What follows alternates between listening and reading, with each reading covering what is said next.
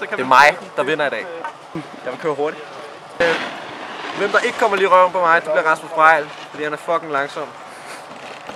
Andet det ved ikke endnu, udover at jeg vinder.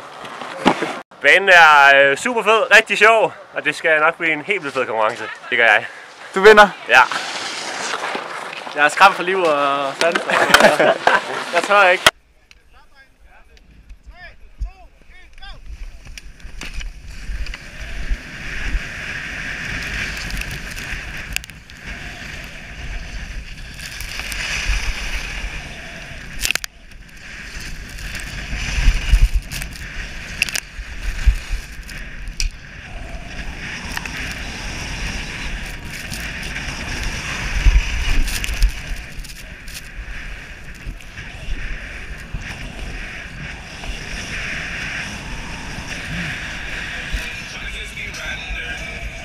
Det gik super godt. Vi har fået lavet en rigtig sjov bane her.